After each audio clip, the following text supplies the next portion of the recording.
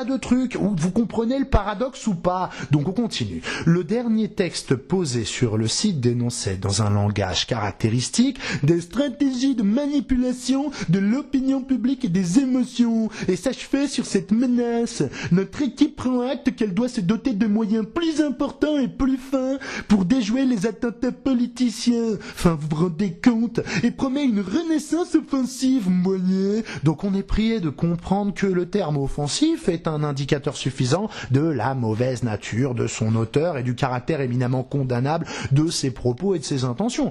Il faut penser à quoi finalement? Vous soulignez attentat politicien, toute cette phrase bizarre là. Il faut penser à René Balme et toute son équipe en deltaplane kamikaze explosif sur les locaux du front de gauche, puisque le manifeste n'explicitera pas ce qui semble intéressant dans cette phrase. Je suis obligé de trouver, moi. Les trolls, ceux qui se ventoussent à mes bottes d'égoutier sur le web, hein, pas ceux qui ont écrit ce manifeste. Donc ces trolls m'accuseront d'extrapolation. Mais les mecs, il faut bien essayer de comprendre ce que sont censés impliquer ces citations et deviner en quoi elles sont censées être parlantes, puisqu'elles sont juste là, posées au milieu du bal, comme des merdes, j'allais dire, comme des œuvres contemporaines dont on fait le tour sans trop savoir ce qu'elles signifient, mais où bizarrement le climat fait que personne n'ose vraiment poser la question. C'est bizarre cette citation là, on attendait un commentaire, mais on dirait que c'est pas venu, que vous avez rien trouvé à dire dessus. Pourquoi cette citation si elle vous inspire pas de conclusion particulière? Ou si vous nous en faites pas part. Enfin, donc moi je me débrouille et je cherche. Alors c'est quoi le problème avec cette phrase? Est-ce que c'est le fait qu'il évoque des attentats politiciens? Enfin, de quoi parle-t-il exactement? Pourquoi ne pas préciser de quoi il parle? Ou alors il évoque son cas personnel et il appelle comme ça le fait d'être nominément crucifié en public. On n'en sait rien, la citation est là pour faire de l'effet. Donc, oh là là, offensif, renaissance, attentat, politicien, il parlait de quoi, s'il vous plaît? Du 11 septembre? On sait pas, on s'en fout, donc j'essaye de comprendre pourquoi c'est là. Si le terme d'attentat politicien désigne bien le fait de faire un coup médiatique impliquant un mensonge ayant pour but d'emporter l'opinion publique dans une connerie quelconque pour telle ou telle raison, ok, on est d'accord, c'est très très grave d'évoquer cela puisque ça n'existe pas, car sinon ça sous-entendrait, par exemple, comme je l'ai déjà dit, qu'il y avait Colin Powell qui aurait montré une fausse fiole de piste d'anthrax et des photos d'une fabrique d'armes qui n'en était pas une du tout, et que déjà lui nous prenait pour des gros connards, et que en plus les médias aussi, en relayant un truc pareil, et que sur d'autres sujets aussi ce soit pareil, et alors ce serait le bordel, plus rien n'aurait aucun sens, parce que alors quoi, nos dirigeants pourraient n'être pas toujours des gens à la morale exemplaire,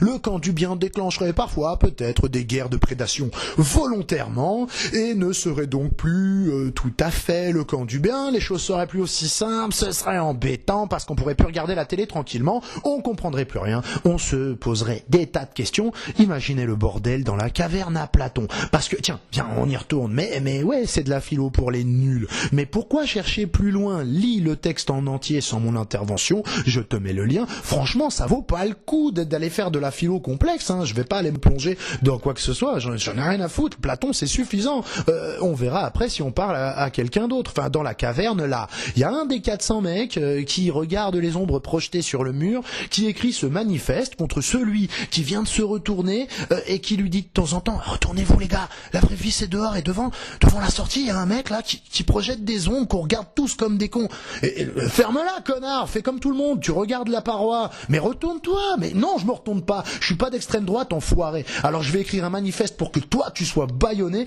et qu'on te fixe la tête et que tu regardes ces putains de cloisons en même temps que moi, sale facho. Bon, on ressort de la caverne, l'emploi par René Balme du terme attentat politique est donc significatif, en soi, d'une pensée paranoïde, fétide, puisque l'auteur du manifeste a clairement démontré en 2-3 citations non explicitées qu'aucune stratégie de manipulation médiatique n'est raisonnablement envisageable depuis la chute de l'Allemagne nazie, sauf à encourir de voir ce type de propos cité à charge contre vous et être considéré comme un fâcheux taré congénital, et bien pire encore, nous l'avons déjà vu. Donc on n'a pas envie d'être des tarés congénitaux, moi non plus, donc on a envie de faire simple, on a envie de dire oui, parce que on sait que sinon on va être étiqueté extrême droite à la colle industrielle forte, c'est vous qui avez raison, même sans démontrer quoi que ce soit, c'est magnifique, il est super ton pâté, je suis impressionné et c'est bien toi qui as raison, vous êtes plus nombreux que nous, vous avez accès aux médias, etc. Vous avez tous les partis qui sont d'accord avec vous sur ce sujet, tous les grands journalistes à 40 000 € par mois, 12 000 € les lunettes, philosophes filandreux en tête de la horde en transe, unanime sur le nécessaire nettoyage idéologique de ce que vous appelez la poubelle de l'internet conspirationniste. Ça c'est le terme cher aux rhétoriciens du fumisme, hein, la poubelle d'internet. Il n'y a pas de poubelle à la télé, il n'y a pas de poubelle autour d'eux, non, pas de problème. C'est la poubelle d'internet, le terme stratégiquement imprécis, puisque dans cette poubelle, alors il y a tout. C'est un gros bac avec dedans, de force, les aficionados des Mayas, des chupacabras, de la terre creuse, de je sais pas quoi, les théories de ceux qui en ont quoi que ce soit à foutre de ce qui est arrivé à Elvis ou à Marilyn Monroe, les vidéos des reptiliens, et tout un tas de trucs tellement navrants que je crois que c'est des false flags hoax, des fausses rumeurs propagées exprès, histoire de rallonger la sauce de débilité dans laquelle ils veulent noyer toute velléité de questionnement un peu sérieux et un peu embêtant pour le paradigme ambiant. Enfin, c'est ce que j'essaye de faire après d'autres et comme d'autres, mais pas forcément avec exactement les mêmes conclusions sur des sujets comme les OGM, le capitalisme cannibale, la dette artificielle ou l'eurofascisme, mais bien sûr en englobant ça et tout le reste, en rajoutant bien sûr l'élément principal, fondamental, primordial de tout raisonnement en France, l'élément du négationnisme, compris comme adhésion au nazisme de plus, eh bien tu mélanges le tout avec les chupacabras, Marilyn Monroe ressuscitée, ça devient délicat forcément de se frayer un chemin jusqu'au cerveau des gens, vu qu'on nous a couvert d'épluchures et de PQ avec des trucs dont on n'a rien à foutre. Donc forcément, t'as un truc à dire à propos d'une conférence officielle de géo-ingénierie, parce que toi, ça t'a fait tiquer quand tu t'es rendu compte que, oh putain, qu'est-ce que c'est que ça? Bon, alors pas de problème, viens parler, on te fait asseoir à côté de Michael Jackson ressuscité, et puis on le met dans le cadre, hein, y a que 2 sièges. Bon bah, assieds-toi sur les genoux d'Hitler. Ok, ça tourne. Tu voulais dire quelque chose en compagnie de ton copain mort-vivant et de ton tonton Adolphe? Bon, donc c'est efficace comme stratégie, ça c'est clair, mais c'est un peu court sur le plan du raisonnement, quoi. Enfin, je sais pas. Bon, a priori quand même, il faut reconnaître que la méthode fait ses preuves. Ça devient très très compliqué de dire quoi que ce soit sans être secoué dans le sac au milieu de tous ces gens dont certains sont barjots, mais d'autres, rappelons-nous-en, parlaient par exemple d'aluminium dans le lait en poudre, dans les vaccins, 4, 5 ans, 6 ans, 7 ans avant BFM peut-être, lui-même en parlant après avoir découvert des gens qui en parlaient depuis 10 ans et qui déjà étaient des conspirationnistes, mais qui ne le sont peut-être plus, si maintenant la télé reconnaît que c'est vrai. Tiens, donc tiens, moi par exemple, ça a strictement rien à voir parce que le protocole des sages de Sion, moi ça me fait doucement rigoler pour un tas de raisons dont j'ai pas envie de discuter, franchement je veux pas perdre mon temps avec ces conneries, parce que à chaque fois que j'ai entendu parler du protocole des sages de Sion, c'était un trouduc de présentateur ou de misosophe Tazan qui l'envoyait dans la tête des gens qui n'avaient jamais parlé de ça, pour essayer de l'assommer avec, pour éviter un débat perdu d'avance sur autre chose. Tes arguments sont solides? Ouais, mais les gens dont je décrète que tu fais partie ont ce truc à la con que je trouve pratique de t'envoyer à la gueule, donc j'ai plus de raison de parler avec toi. Bref, il faut quand même se faire insulter d'un tas de trucs,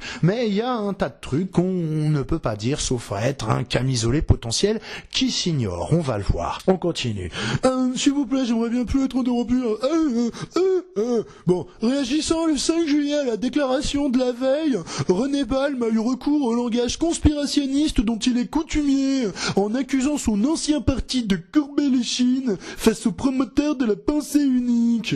Ça, c'est les guillemets. Et en se désignant comme victime, rendez-vous compte, du monde de la finance. du monde de la finance. Il ne fait donc aucun doute que René blablabla. Donc les guillemets, encore une fois, signifient au moins que le fait d'avoir employé ces termes est une lourde pièce à charge qui démontre la légitimité de ce procès. Un attentat verbal ignoble qu'il fallait souligner ou un symptôme de pleine ou semi-démence paranoïde. Eh bien les guillemets n'ont pas été oubliés comme il se doit, je reconnais, pour une citation. Mais vous avouerez qu'ils ne sont pas innocents. Si des crétins veulent m'échafauder je sais pas quoi, que ces guillemets ne peuvent pas être suspectés d'avoir pour finalité de tourner l'expression monde de la finance en ridicule. Oh, j'ai envie de vous dire barrez-vous parce que il faut être logique quelque part. Ils sont choisis pour illustrer le propos, donc ils encadrent comme il se doit des propos choisis explicitement pour démonter et démontrer respectivement René Balme et la profondeur de sa paranoïa. Vous vous rendez compte? Courber les chines, pensée unique, mais ça n'existe pas, attendez, il a dit monde de la finance. Alors, le monde de la finance, le mec, n'importe quoi. Comme si les créanciers de toute l'Europe et d'une bonne partie du monde d'ailleurs s'arrangeaient entre eux pour que les peuples continuent de leur emprunter leur propre argent. Non mais c'est vrai, j'allais prendre sa défense par principe là, Voltaire et ma tante à la plage, etc. Mais là, je dois reconnaître que oui, c'est vrai, ça va trop loin, il faut l'enfermer le René Balme, il est fou, il déraille, et encore, je suis gentil, monde de la finance, mais ça n'existe pas, voyons. Mélenchon n'a pas pris sa voix tonitruante pendant toute la pestilentielle pour dire qu'il allait le frapper, ce voyou, ce vampire. Mais il parlait de qui en fait? Je croyais que c'était des banksters qui spéculent sur la dette des pays qu'ils aident à couler. Mais non, en fait, les voyous, les vampires, c'était les conspirationnistes parce que si c'était bien des banksters dont Mélenchon parlait, Mélenchon serait un conspirationniste. Attendu qu'aujourd'hui, selon le C2G, seuls les conspis peuvent considérer qu'il existe un monde de la finance. Attention, c'est plus grave que vous pensez, parce que non seulement du coup ce serait un conspi, le Méluche, mais ce serait pire encore si j'en crois le postulat du titre. Hein? Bon, alors on espère que Mélenchon va mieux après ce long épisode fiévreux de délire paludéen qui lui a fait jurer que le peuple irait prendre un tas de gens aux cheveux. Il l'a écrit ça, quand il arriverait au bout de sa tolérance à l'injustice, faite aux petites gens par une caste d'escrocs et d'incapables, il doit dire à peu près ça, de spéculateurs sans cœur et sans visage, sous le joug d'une dette inique dont la légitimité ne tenait qu'à la servilité des gouvernements couchés et de médias tenus par l'argent. Une fois, j'ai plus l'extrait, il est parti comme ça. Spéculateurs sans cœur et sans visage, nous dit-on, mais nous savons où ils sont. Goldman Sachs. Il dit comme ça, Goldman Sachs, parce que ça claque mieux. Il gueule résistance. Et puis la foule avec, enthousiaste, persil dans les oreilles, la pomme dans la bouche, et puis bien farci. Résistance, putain, il a raison, Mélenchon. Mais il parle à personne en particulier, en fait, puisque s'il s'adresse devant nous à un monde de la finance dont il sait déjà qu'il n'existe pas, selon le C2G, il démontre, si besoin en est encore, l'hypocrisie de ces tonitruances magistrales. Et s'il est sincère à ce moment-là, alors c'est encore pire, puisque Mélenchon était un candidat conspirationniste à la présidentielle. Vous savez ce que ça veut dire. Donc, en tout cas, si on tient pas pour complètement débiles les fines analyses de ce manifeste, mais on va y revenir parce que le conspirationniste Mélenchon a à maintes reprises fait la preuve de la pathologie dont l'affuble a posteriori les petits génies de son parti. Tiens, toi, le bagarreur de lyrical, là, qui entend laisser pour morte la pensée, qui voudrait qu'il existe un monde de la finance, qui soit, ça c'est moi qui le rajoute, organisé contre les intérêts des peuples et des nations, et ben avec ton petit manifeste, tu réalises que Mélenchon prétend que Goldman Sachs place ses employés à la tête du système européen. Tu te rends compte que tu as voté pour un conspirationniste délirant? Typique, n'ayant pas eu honte de faire étalage de sa sympathie pour ce satrape tropical tel que Brainwashington TV nous le décrit, Hugo Chavez. Eh bien, on a entendu Mélenchon nous expliquer que peut-être, si on disait tellement de mal d'Hugo Chavez, c'était essentiellement parce que Hugo Chavez avait une posture de résistance face à l'attitude plus ou moins impériale des États-Unis, dont Monsieur Mélenchon, je le rappelle dans ce bouquin-là, nous a expliqué qu'il fallait peut-être cesser de considérer que c'était des alliés désintéressés de la France et notamment de l'Europe, pour enfin comprendre qu'ils avançaient leur pion dans un projet précis de domination, de toute façon de domination économique. Mélenchon n'a pas fait mystère de cela dans un tas de discours, dans un tas de déclarations, y compris dans ce bouquin que je tiens devant vous. C'est trop gros pour passer dans la cuvette des chiottes, donc on va juste y mettre à la poubelle après. Voilà, il n'empêche que Monsieur Mélenchon, je vous le rappelle, est allé bisouiller Hugo Chavez. Ça fera au moins un truc de bien qu'il aura fait ce Monsieur Mélenchon.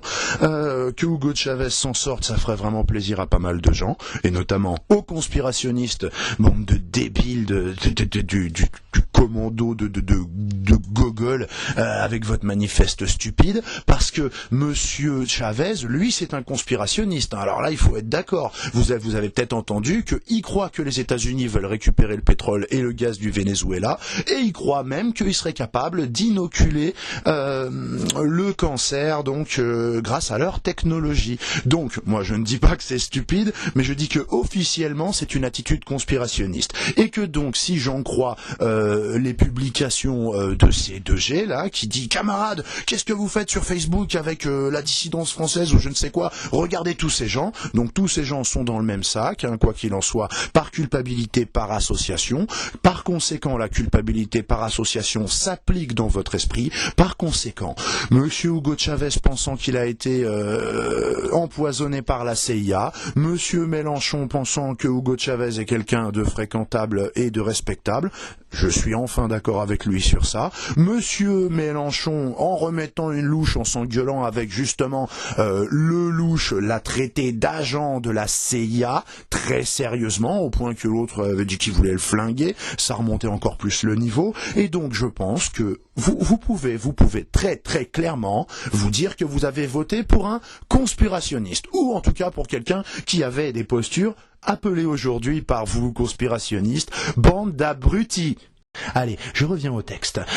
Il ne fait donc aucun doute que René Palme se lancera dans la renaissance offensive, promise 15 jours plus tôt. Dans cette offensive, il ne sera pas isolé. Aux agitateurs nommément dénoncés dans la déclaration du PG, qui à des stades divers se font passer pour des humanistes ou des militants de gauche, mais dont la véritable couleur politique est désormais connue de tous, voyez, eh bien s'ajouteront des idéologues étiquetés à gauche, bien que porteurs de discours commun avec l'extrême droite. Top.